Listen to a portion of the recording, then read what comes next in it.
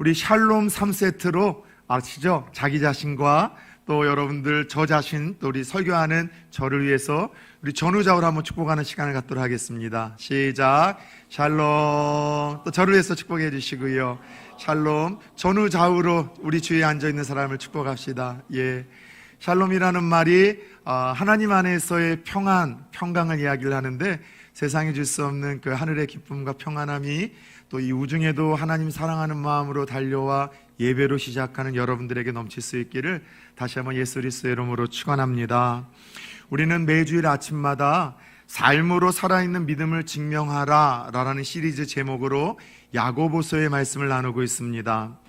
야고보서 말씀의 전체 주제는 행함 없는 믿음은 죽은 믿음이다 라고 하시며, 참 믿음이란 어떤 확신보다는 확증을 가지고 사는 믿음이라는 것이죠. 그래서 행함으로 우리의 믿음은 살아있음이 증명돼야 함을 강조하는데, 이 야고보서에서 반복적으로 강조하시는 이 행함은 어떤 구원의 조건으로서의 행함이 아니라 구원의 결과와 열매로서의 행함이라 말씀을 드렸습니다. 그런 의미에서 우리는 지난 주일 아침에 우리의 믿음이 살아있음이 증명돼야 될 아주 중요한 삶의 영역 하나가 있는데, 따라 세웁시다. 언어생활. 예, 내 믿음이 진짜이고 그리고 내 믿음이 살아있음이 증명돼야 될 삶의 영역이 바로 우리의 언어생활이라 말씀을 드렸습니다. 그래서 야고보 선생을 통해 하나님은 우리의 믿음은 우리의 언어생활, 즉 말을 통해서 증명돼야 된다고 말씀을 하셨어요. 그런 의미에서 우리의 말이라는 것은 어떤 언어 소통의 기능을 뛰어넘어 한 사람의 마음과 생각을 드러내는 영혼의 창이라 말씀을 드렸습니다. 이 말이 가지고 있는 파급력과 영향력이 얼마나 큰지 한번 조금 더듬어 볼까요? 이 말은 한 사람의 인생과 미래를 방향을 결정한다고 했습니다. 그래서 우리네 인생은 말하는 대로 흘러가는 거예요. 내 주위 사람들이 평상시 어떤 말을 하냐에 따라서 그 사람의 말한 여러분 5년, 10년 뒤의 삶이 말한 대로 그대로 이루어진다는 것입니다. 예, 말은 한 사람 인생의 방향과 미래를 결정하는 힘이 있습니다. 두 번째, 말이라는 것은 모든 것을 태워버릴 수 있는 파괴력이 있고요. 더 나아가 말은 자칫 잘못 사용하면 나 자신과 타인을 이 지옥으로 이끌 수 있는 이 어떤 부정적인 파급력이 말에 있다고 말씀을 드렸죠. 그래서 야고보 선생을 통해서 하나님은 너희들 가운데 혹시 리더가 있느냐? 리더들은 따라 세웁시다. 더욱 말 조심하라. 그래서 무언가 누군가에게 영향력을 끼칠 수 있는 자리에 있는 사람들이 있잖아요. 가정에서는 부모가 리더일 수 있겠죠. 직장에서는 상사가 리더일 테고요. 교회에서는 먼저 믿으신 분들이나 혹은 직분자들이 리더일 수 있겠는데, 여러분들 어떠한 이 리더로서 누군가에게 영향을 끼칠 수 있는 자리에 있는 사람들은 더더욱 언어 생활과 말에 신중해야 될 것을 첫 번째 권면을 했습니다. 두 번째, 이 말이 가진 힘을 늘 인식을 하며 혀를 길들이라고 이야기를 했어요. 이 혀를 길들이고 말을 통제하는 것이 생각처럼 쉽지는 않지만, 그렇다고 해서 포기하고 방치했다가는 큰일이 나기에 너희는 혀를 길들이라 라고 이야기를 했는데, 어떻게 길들여야 되느냐? 첫 번째는 끝까지 들어주는 경청의 습관을 기리라 말씀하셨습니다. 그래서 여러분들, 우리가 주의 깊게 끝까지 누군가의 말 끊지 않고 들어주는 것이 아주 좋은 습관이에요. 그래야 경청에서 끝까지 들어줄 때 상대방의 본심을 알게 되고 말로 표현하지 않은 마음의 본심도 읽어내고 적절하게 반응을 해줄 수 있습니다. 따라서 해봅시다. 학자의 혀는 학자의 귀를 가진 자에게 주시는 선물이다. 예, 누군가에게 아주 촌철살인과 같은 적절한 말, 고민하는 이에게 시원케 하는 어떤 말, 현명한 말, 이것을 학자혀라고 하는데, 이 학자혀를 갖기 위해서는 잘 깨달아 듣는 경청하는 학자의 귀가 있어야 됨을 하나님은 말씀하셨죠. 두 번째, 말하기 전에 여러 번 생각하는 습관을 들이며 우리의 언어 생활을 길들이라고 이야기를 했습니다. 적어도 3가지 걸음장치가 있으면 좋을 것 같아요. 어떤 말을 하기 전에 이게 정말 팩트인가 진실인가를 좀 찾아보시고, 두 번째는 이 말을 함으로 인해서 말하는 나나 듣는 사람의 덕이 끼칠까? 은혜가 될까? 그래서 은혜가 되지 않는 이야기는 전하지도 말라고 이야기를 했습니다. 끝으로 이 말을 통해서 하나님이 영광을 받으실 수 있을까? 이 말이 진실인지, 이 말을 주고받을 때 서로에게 마음의 기쁨과 은혜가 넘치는지, 이 말을 들었을 때 하나님이 기쁘시게 생각할 만한지 한 번만 생각하고 이야기할 때 우리의 언어 생활이 길들여질 수가 있습니다. 끝으로는 성령의 지혜와 도움을 구하는 습관을 들이라고 했죠. 옛 열조 다윗처럼 항상 그렇게 하루를 시작하며 기도하십시오. 하나님, 오늘도 내 입술에 파수꾼 세워주셔서 어리석은 말 하지 않게 하시고 미련함 쏟지 않게 하시고 누군가를 낙심케 하고 상처 주는 입술 되지 않게 하시고 하나님의 영광을 가리우는 불신앙적인 말 하지 않게 하여 주옵소서. 그래서 성령께서 우리의 입술을 다스리시고 주장하셔야 우리는 그래야 은혜롭고 거룩하고 사람 살리는 말들을 쏟아낼 수 있는 거예요. 한 번만 따라서 봅시다. 하나님, 입술로 나의 믿음을 증명하겠습니다. 예, 우리 지난주 한 주 동안만 그렇게 살아내시는 것이 아니라 다시 시작한 이 한 주도 우리의 언어 생활과 입술로 우리의 믿음을 증명하며 나아갈 수 있는 또 다른 주인공들 될 수 있기를 예수 그리스도의 이름으로 축원합니다. 그런 의미에서 오늘 함께 읽은 이 본문을 보면은요, 하나님은 계속해서 오늘 야고보서 4장을 통해서 우리 믿음이 살아있음을 증명하기 위해 힘써야 될 아주 중요한 삶의 모습이 있음을 강조하십니다. 함께 읽은 야고보서 4장 1절을 같이 한번 우리 읽어볼까요? 시작. 너희 중에 싸움이 어디로부터, 다툼이 어디로부터 나느냐? 너희 중에서 싸우는 정욕으로부터 나는 것이 아니냐? 아멘. 오늘 우리의 믿음이 살아있음을 증명하기 위해서, 아니 어쩌면 우리의 믿음이 계속해서 시퍼렇게 살아있는 생명을 유지하기 위해서 우리가 여러분들 지켜야 될 삶의 태도 하나가 있는데요, 따라서 해봅시다. 정욕을 제어하는 삶. 예, 정욕을 제어하는 삶이라 말씀을 하십니다. 오늘 이 말씀의 제목은 날마다 정욕을 제어하라입니다. 사실 제가 여러분들 가장 많은 고민 중에 하나가 뭐냐면 설교를 하면서 제목을 정하는 일이에요. 그래서 제 아내는 여보 이렇게 정하나 저렇게 정하나, 성도님들은 별로 크게 생각하지 않아요. 다 매치나 엎어치나 다 똑같아요 라고 이야기를 하지만 단어 하나 때문에도 저는 주보를 찍기 전까지 또 고민하고 또 고민을 해요. 그리고 그 단어 하나가 비슷한 의미이긴 하지만 역시 여러분도 네이버 누님에게 이렇게 좀 도움을 청해서 그 뜻이 무엇인지 또 이렇게 선별을 하기도 합니다. 그래서 오늘 함께 읽은 본문을 통해서 주시는 말씀의 제목은 날마다 정욕을 제어하라는 거예요. 제어가 무엇인가 하면은 이것은 누른다는 뜻이 있어요. 조절한다는 뜻이 있어요. 다스린다는 뜻이 있어요. 통치한다는 뜻이 있어요.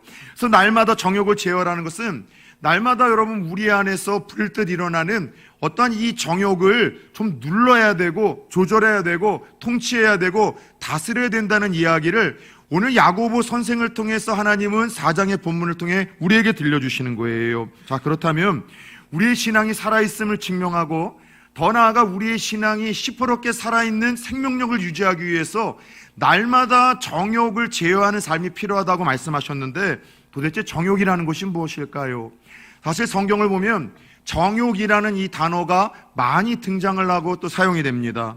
이 정욕이라는 것은 쉽게 얘기해서 세상적인 욕심, 지나친 탐심을 이야기합니다. 더 나아가 세상의 즐거움과 쾌락을 이 정욕이라고 이야기를 합니다.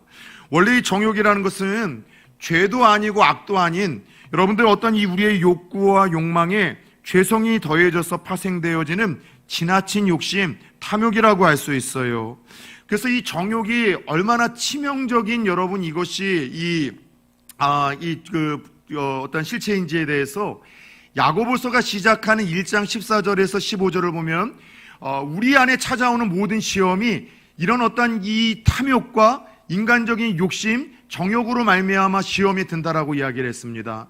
더 나아가 이 시험 때문에 우리는 누군가와의 인간적인 관계에서 지나친 욕심과 탐욕 때문에 시기하고 질투하고 나도 죽고 남도 죽이는 살인에 이르는 끔찍한 일들이 정욕, 지나친 탐심과 쾌락으로 인해서 일어난다고 하나님께서 말씀하신 바가 있어요. 그런데 오늘 함께 읽은 이 본문 4장에서는 이 정욕에 여러분 어떤 치명적인 악영향을 조금 부연 설명을 하시면서 이 정욕을 날마다 우리 성도들이 제어해야 될 그 이유와 필요성에 대해서 하나님이 말씀을 하고 있어요. 자, 이 정욕을 우리가 날마다 제어하지 못하면 누르거나 조절하거나 통제하거나 다스리지 못하고 방치하면 성도들의 삶에 여러 가지 문제들이 발생을 할 수 있다라고 하나님이 우리에게 이야기를 하십니다.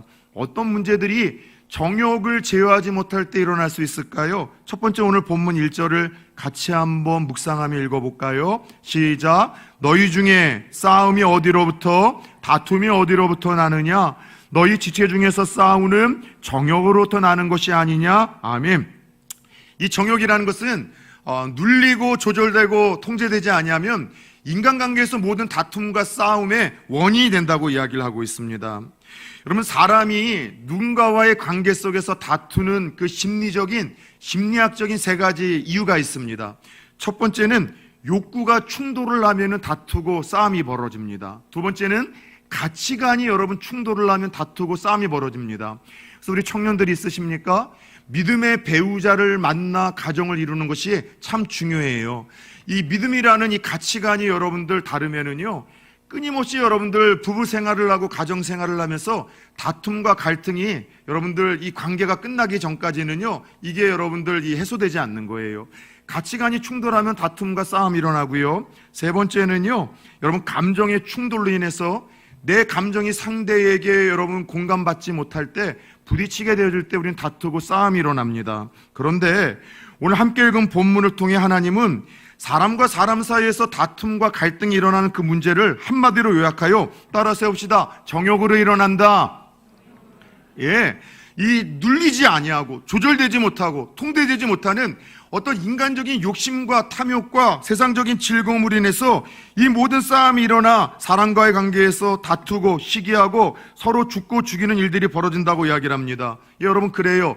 통제되지 못하고 조절되지 못하는 이 정욕은 우리의 인간관계에서 다툼과 싸움에 여러분 그 불씨가 된다라고 이야기를 합니다. 두 번째, 이 정욕이 통제되지 못하고 다스려지지 않을 때 나타나는 여러분 파생적인 결과는 오늘 함께 읽은 본문 3절을 한번 좀 봅시다. 시작.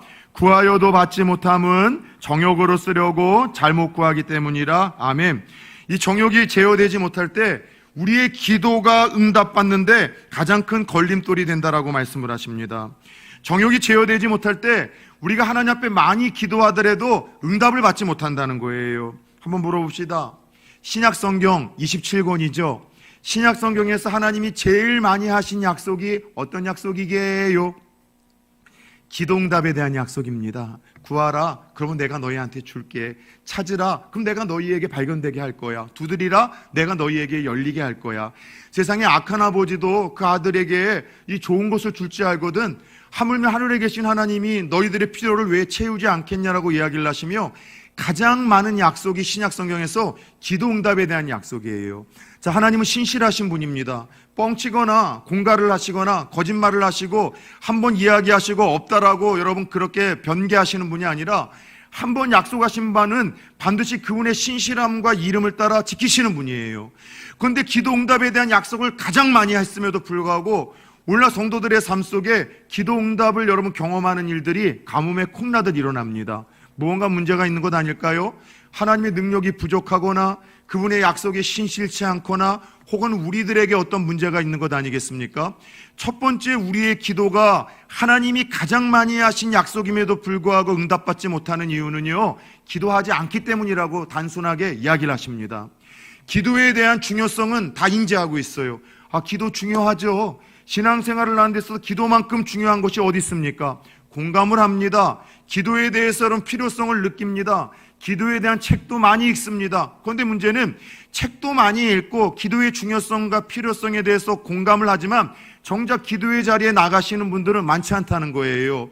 봉사하라고 하면 잘합니다. 예배드리라고 하면 잘 드립니다. 그런데 기도하라고 하면 못해요. 우리의 본성과 거슬리는 영적인 문제이기 때문에 쉽지 않은 거예요. 저와 여러분들의 삶 속에 하나님은 기도라는 선물을 주셨어요. 믿음의 자녀들에게 주신 최고의 선물과 축복은 저는 기도응답이라고 생각합니다. 아버지로서 자녀인 우리가 기도할 때 하나님께서 아름답게 역사하실 때 우리는 하나님 진짜 살아계신 분이시구나. 그분은 시퍼렇게 역사하시고 내 기도를 들으시는 분이구나. 나를 정말 사랑하시는 분이네. 그래서 우리 믿음이 더 깊어지고 성숙해지는데 기도응답을 경험하지 못하는 이유는 기도하지 않기 때문이라는 것이죠. 여러분들, 저와 여러분들의 삶 속에 기도의 삶이 있습니까? 기도하지 않기 때문에 우리는 그 기도 응답을 하나님이 주시겠다고 약속하셨지만 경험하지 못하는 안타까운 세대라고 이야기를 하십니다. 그런데 오늘 본문은 기도를 안 하시는 분들이 아니라 하시는 분들에 대해서 조금 우리에게 부연 설명을 합니다. 기도를 많이 하시는 분들이 있어요. 습관을 따라서 하시는 분들이 있어요. 그럼에도 불구하고 기도 응답을 받지 못하는 가장 큰 걸림돌과 장애물이 이 정욕적인 기도이기 때문이라고 이야기를 하는 거예요. 궁금하지 않습니까? 내 기도가 이 정욕이 제어되지 않고 드려질 때 응답을 받지 못한다고 이야기를 하는데, 여러분들, 내 기도가 정욕적인 기도인지 세상에 욕심이 가득한 기도인지 아닌지를 어떻게 분별을 할 수가 있을까요? 쉽게 얘기해서 그 기도 응답의 목적과 우선순위가 바르게 정립되는가를 통해서 내 평상시의 기도가 정말로 정욕적인 기도인지 바른 기도인지를 우리는 분별을 할 수 있는 거예요. 자, 정욕적이지 않고 하나님이 역사하시마 약속하신 바른 기도는 첫 번째 우선순위가 분명합니다. 그 기도 응답을 통해서 하나님께 영광을 돌리려고 하는 동기와 목적이 있는 거예요. 하나님, 이 기도가 응답돼야 우리 믿지 않는 사람들에게 하나님을 증명할 수 있습니다. 그래야 믿지 않는 내 남편 예수 앞으로 이끌 수 있고요, 하나님을 부인하고 조롱하는 내 주위의 사람들에게 하나님 시퍼렇게 살아계시다는 것을 증명할 수 있사오니 하나님 응답하여 주옵소서. 기도 응답에 대한 첫 번째 그 목적과 동기가 하나님의 영광이에요. 두 번째는요, 공동체와 타인의 유익이에요. 하나님, 이거 응답이 되어져서 하나님, 우리 교회가 하나님의 영광을 드리기를 원합니다. 내가 속한 곳이 하나님의 축복이 흐르기를 원합니다. 나를 스쳐 지나가는 사람에게 유익이 있기를 원합니다. 그리고 끝으로는 우리의 기쁨과 우리의 영광이에요. 하나님, 그런데 이 순서가 바뀌잖아요. 기도 응답을 통해서 첫 번째, 그저 내가 잘 먹고 잘 살고 편안하고 부유해지기를 바라고 더 많은 걸 누리기를 원하는 그 기도에서 머물 때 하나님이 우리의 기도를 정욕적인 기도라고 생각하셔서 응답하시지 않는다는 것이죠. 수요일날 나오신 분들은 들으셨죠? 이슬람 교인들은 하루에 몇 번씩 기도한다고요? 예, 기도 지금 얘기하신 분들은 지금 다 수요일날 나오신 분들이에요. 이슬람 교도들 잘못된 것 알고 있잖아요. 그들이 여러분 극단적인 종교인들이라는 걸 알잖아요. 그런데 하루에 5번 정도 기도를 한대요. 근데 그들이 왜 기도를 한다고 했죠? 동기와 목적이 무엇입니까? 그들은 지옥 가지 않으려고 기도한다고 합니다. 지옥 가지 않으려고 5번에서 10번을 기도한다고 해요. 혹시 우리 가운데 시간을 정해서 규칙적으로 기도하시는 분들이 있으십니까? 여러분의 그 기도의 동기와 목적은 무엇입니까? 그저 내가 더 부유해지고 잘 먹고 잘 살고 그래서 남들에게 기죽지 않고 떵떵거리며 큰소리치며 살고 싶은 것, 무병장수와 여러분 만사 형통을 위한 목적과 동기로 기도하고 있으십니까? 예, 그것이 나쁜 거는 아니에요. 그런데 그것이 정욕적인 기도가 되어 그동안 수도 없이 시간을 내어 기도했음에도 불구하고 응답받지 못했던 그 근본적인 이유는 아닌지 오늘 말씀을 통해서 한 번은 진단해 봐야 될 필요가 있다는 것이죠. 우리의 하나님은요, 아버지가 되신 하나님은 성경에서 가장 많이 얘들아 기도하라, 지금까지 너희가 아무것도 구하지 아니하였으나 내 이름으로 구하라, 그러면 내가 너희에게 응답하리니 너희 기쁨이 클 것이라고 요한복음 16장 24절에서도 약속을 하셨죠. 그런데 하나님은 우리의 필요를 채우신다고 약속을 하셨지 우리의 욕심을 채우신다라고 약속을 하신 적은 없어요.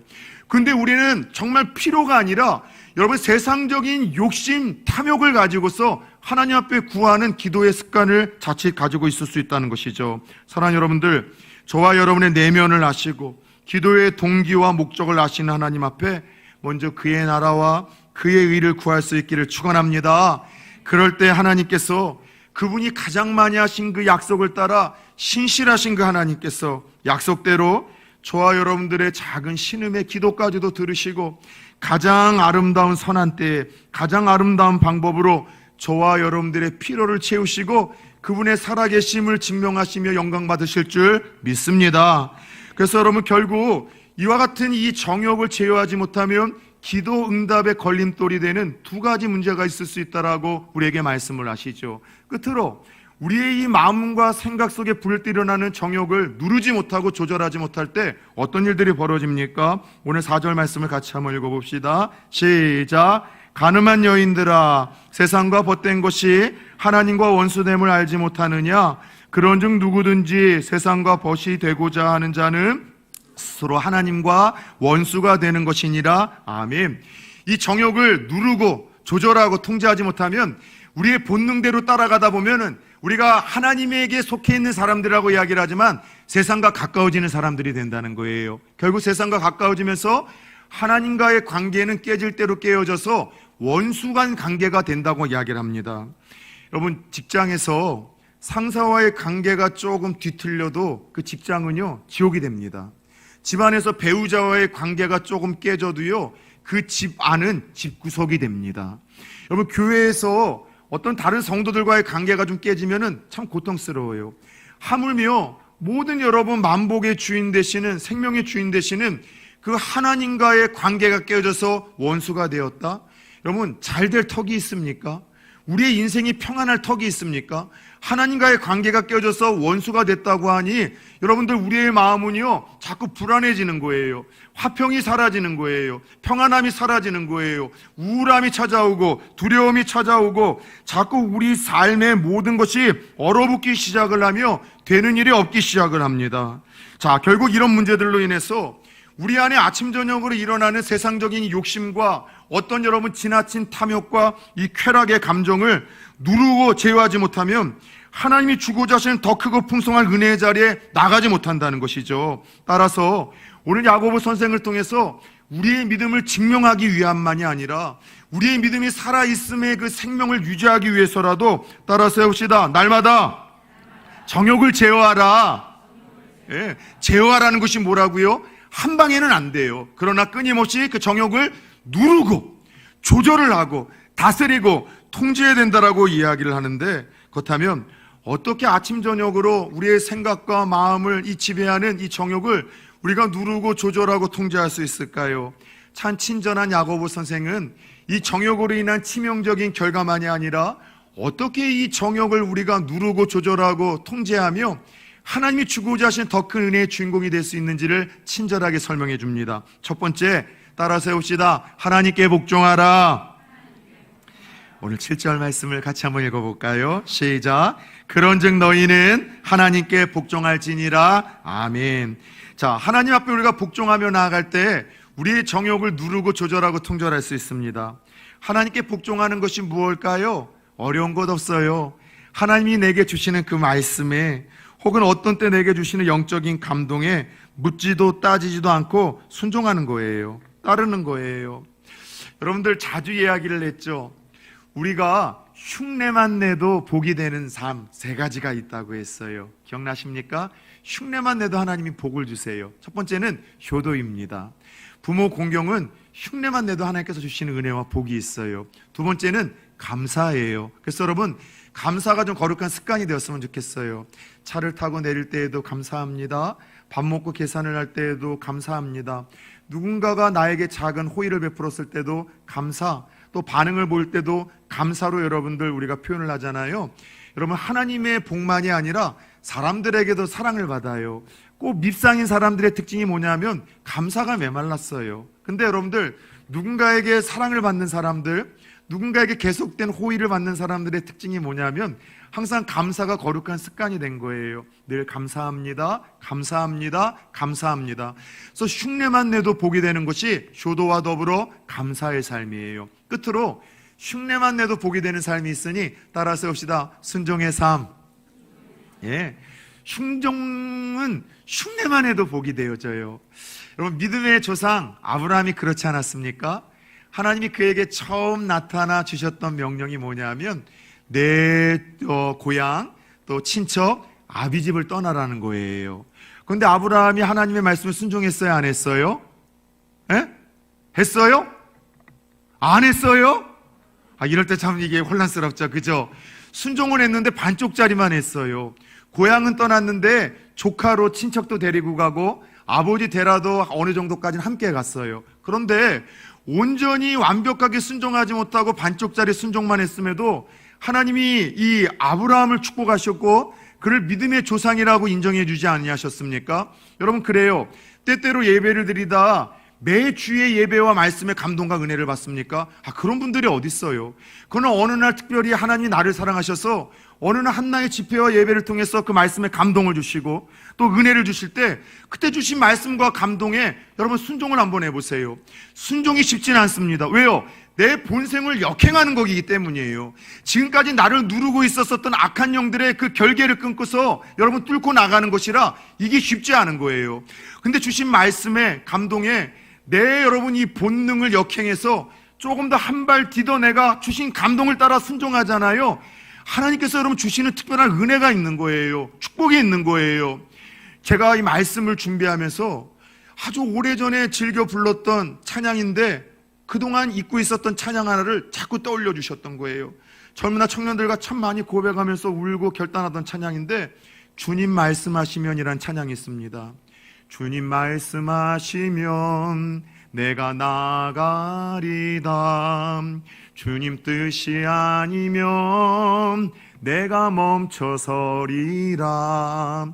나의 가고 서는 것 주님 뜻에 있으니 오 주님 나를 인도하소서. 여러분들, 인간에게 주시는 최고의 기적과 같은 선물이 세 가지인 것 같아요. 첫 번째는 예수 믿어지는 거예요.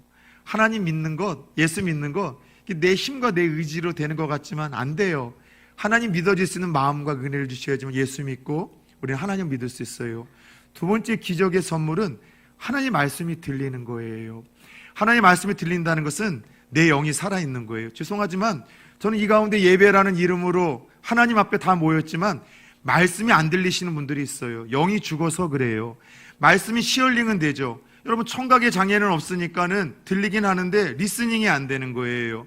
근데 여러분 내가 말씀이 들리기 시작한다는 것, 때때로 그 말씀이 책망과 혹은 여러분들 깨달은 교훈과 어떤 바르게 하는 도전과 감동으로 주신다는 것, 적어도 내 영이 그래도 살아있음을 증명하는 겁니다.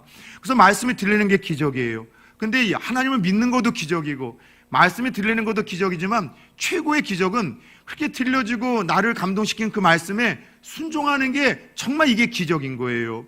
근데 이 순종을 하며 나아갈 때 그때 여러분 내 안에서 나를 끊임없이 누르고 있는 여러분들 이 거룩하지 못한 아까 이야기했었던 이런 탐욕이 그리고 여러분 지나친 세상의 욕심과 쾌락이라는 이 정욕이 여러분 조절이 되어지고 통제가 되어지고 눌리기 시작을 하는 거예요. 사랑하는 여러분들, 주님 말씀하시면 내가 나아가고 주님 뜻이 아니면 내가 멈춰서리라. 주님 말씀에 순종하겠다는 이 믿음의 찬양의 가사가 저와 여러분들의 동일한 고백이 되어 아침 저녁마다 우리를 끊임없이 부릴 듯 이끌어가는 이 정욕을 거슬며 나아갈 수 있는 성도님들 될 수 있기를 예수 그리스도의 이름으로 축원합니다. 두 번째, 이 정욕을 어떻게 제어할 수 있을까요? 따라 세웁시다. 마귀를 대적하라. 7절 우리 후반절을 계속해서 한번 좀 읽어봅시다. 마귀를 대적하라. 그리하면 너희를 피하리라. 아멘. 집에서 키우는 반려견은 조금 그렇지 않겠지만 예전에 시골에서 묶어 키우던 이 개와 마귀의 공통점이 몇 있습니다.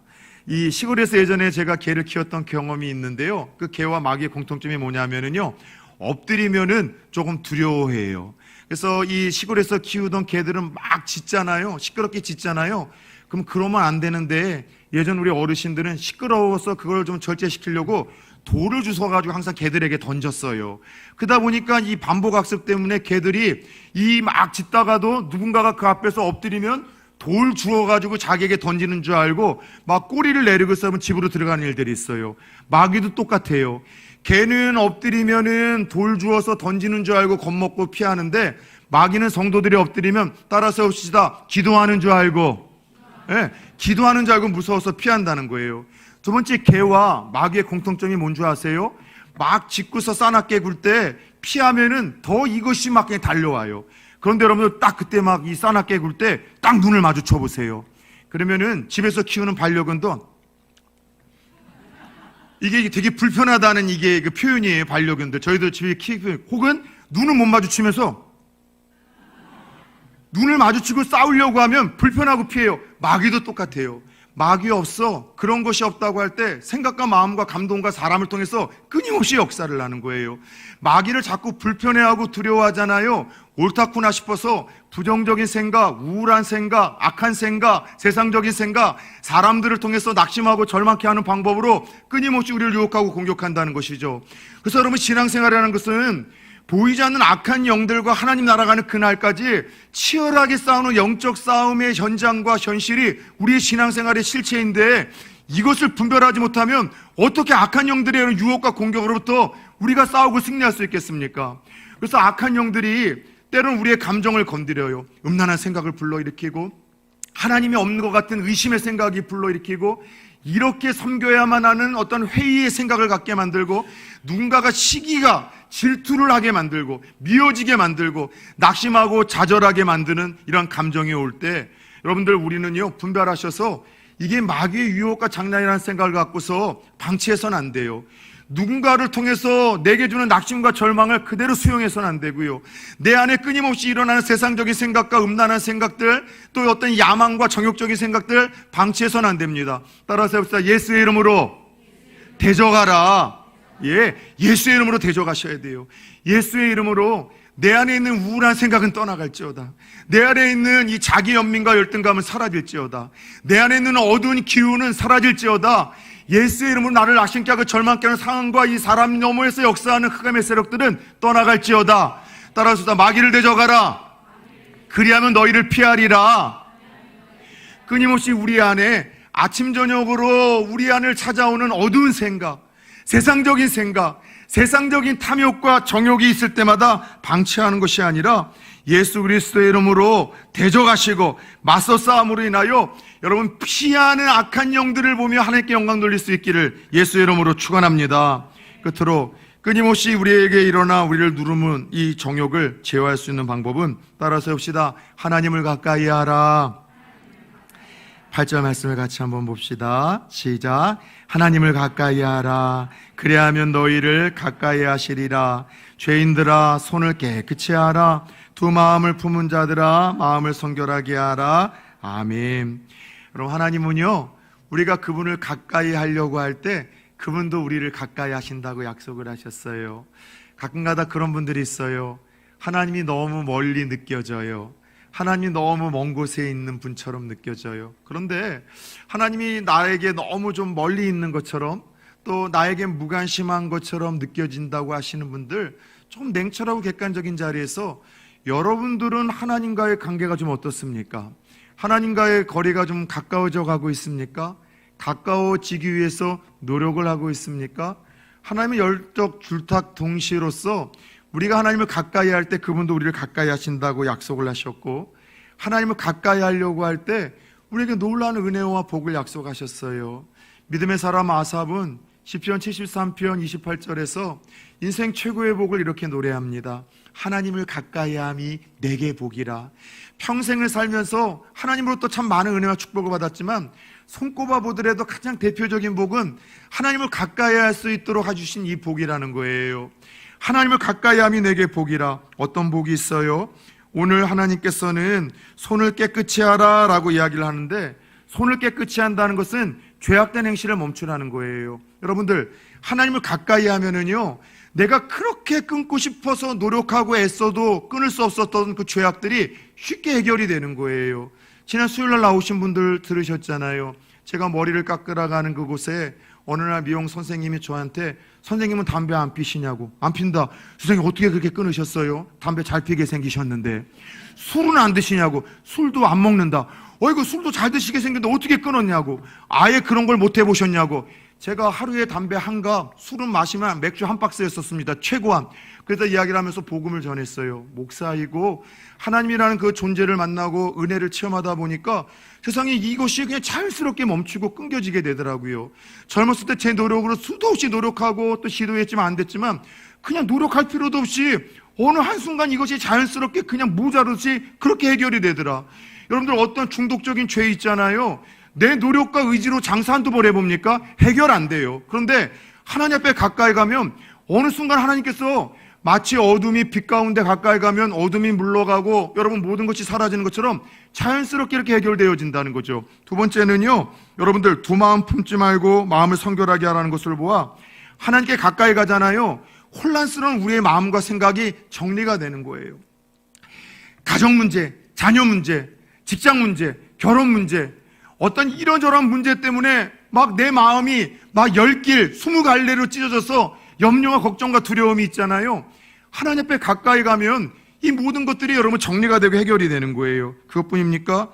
6절, 9절, 10절을 보니까 하나님을 가까이 하면 예수 그리스도를 닮아가는 신앙의 여러분 본질이라고 할 수 있는 겸손한 사람이 신학으로 되어가는 거예요. 유명한 성자 어거스틴은 신학의 덕목이 첫째도 겸손이고 둘째도 겸손이고 셋째도 겸손이라고 이야기를 하며 이 겸손은 예수님의 이 성품이고 이 예수님의 실체라고 이야기를 했어요. 그런데 하나님은요, 겸손한 자를 사랑하신대요.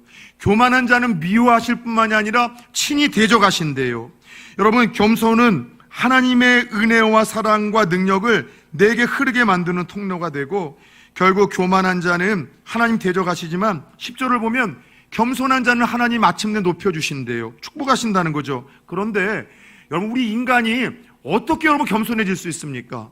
툭하면 자기를 높이기를 바라고 자기를 알아주길 바라고, 여러분 내어날 때부터 교만했던 우리가 어떻게 겸손해질 수 있어요? 다른 것 없어요. 겸손 자체이신 하나님과 예수님 앞에 가까이 가면 되는 거예요. 빛 대신 하나님, 빛 대신 예수님에게 가까이 가면 어둠이 빛을 잃고서 힘을 잃는 것처럼, 여러분 겸손하신 하나님 앞에 가까이 가면 겸손해질 뿐만이 아니라 하나님 앞에 가까이 가면 얼어붙었던 우리 삶의 모든 문제가 녹아흐르기 시작을 해요. 혹시 우리 성도님들 중에 요즘 내 삶이 너무나 꼬이고 꼬일 대로 꼬여서 어디서부터 풀어가야 될지 모르시는 분들이 있으십니까? 요즘 내 삶의 문제가 너무나 많아서 무엇부터 문제를 해결해야 될지조차 몰라서 그렇게 여러분 주저앉아 있는 분들이 있으십니까? 다른 것 없어요. 그저 하나님에게만 가까이 가세요. 하나님에게만 가까이 가세요. 왜요? 우리 인생의 모든 삶의 문제가 얼어붙고 인생의 짐을 짓고 허덕이는 이유는 하나님과의 관계에서 우리는 들여다보고 해결을 해야 됩니다. 그 아름다운 말씀, 마태복음 11장 28절, 수고하고 무거운 짐진 자들아 다 내게로 오라, 예수님이 초청을 하셨어요. 여러분, 이 말씀을 통해서 왜 우리가 수고하고 문성의 무거운 짐을 지면서 허덕입니까? 왜 우리 인생에 여러분 모든 문제가 얼어붙기 시작합니까? 여러분, 빛 대신, 태양 대신은 그 실체이신 하나님과 예수님으로부터 멀어졌기 때문이에요. 내 인생의 문제가 요즘에 꼬일 대로 꼬였습니까? 삶이 여러분들 모든 문제가 인간관계도, 건강도, 영적인 문제도, 내 여러분 경제적인 문제도 얼어붙기 시작을 합니까? 하나님 앞에 가까이 갈 때 그 모든 얼어붙은 문제들이 녹아 흘러내려갈 줄 믿습니다. 그렇다면 어떻게 하나님을 가까이 할 수 있습니까? 하나님을 가까이 할 수 있는 방법 다른 것 없어요. 여러분, 가까운 누군가가 있습니까? 그 사람들과 어떻게 친밀해졌습니까? 어떻게 가까워졌습니까? 어떤 이유로 여러분들 죽고 살 만큼 그렇게 여러분들 얼굴을 보고 싶어집니까? 자주 만나는 거예요. 자주 마음을 나누는 거예요. 자주 교제하는 거죠. 자주 찾아가는 거죠. 자주 만나고 자주 찾아가고 자주 마음을 나눌 때 여러분 가까워지는 법 아니겠습니까? 죄송합니다. 목사가 인품이 좀 덜해서 그런지 그러지 않으려고도 하는데 자꾸 여러분들 더 사랑스러운 분들이 있어요. 사람들 중에는, 성도님들 중에는 더 막 이렇게 예쁜 분들이 있는 거예요. 더 막 축복하고픈 분들이 있는 거예요. 제가 좀 인품이 덜해서 그런 것 같아요. 안 그러려고 하지만 인간인지라 더 사랑스럽고 더 마음이 가고 더 애틋하신 분들이 있어요. 그런 상상을 해요. 교회를 떠날 때에도 다른 분들의 얼굴은 안 떠올라요. 뭐 그분들이야 뭐 내가 떠나든 안 떠나든 새로 오신 분이 오더라도 잘 생활할 것 같아요. 근데 만약 우리가 사라진다면, 우리 가정이 사라진다면, 이분 엄청 울 것 같아. 이분은 너무 슬퍼할 것 같아. 우리도 이 장로님 보고 싶고 이 권사님 보고 싶고 그 친구들 보고 싶어서 우리가 살 수 있을까? 막 그런 마음 때문에 생각만 해도 막 눈물 나는 분들이 있어요. 근데 그런 분들의 특징이 뭐냐면 다른 것 없더라고요. 그냥 자주 만나는 분들이에요. 매 주일마다 이렇게 아침에 보고, 조금 더 이야기를 하자면 오후 예배 때도 보고, 조금 더 이야기를 하자면 수요 예배 때도 보시는 분들, 조금 더 이야기하자면은 새벽에도 보시는 분들, 옆에 분하고 이야기를 합시다. 다네. 다예요, 다. 근데 여러분들 어떤 분들은 자기의 환경과 직업과 또 자기가 사는 곳이 어떤 문제 때문에 자주 볼 수 없는 분들이 있잖아요. 시간적인 것 때문에, 물리적으로. 그럼에도 불구하고 시간과 물리적인 것을 뛰어넘어 이렇게 애틋하고 사랑스럽고 영적으로 친밀한 분들이 있어요. 어떤 분들인 줄 아세요?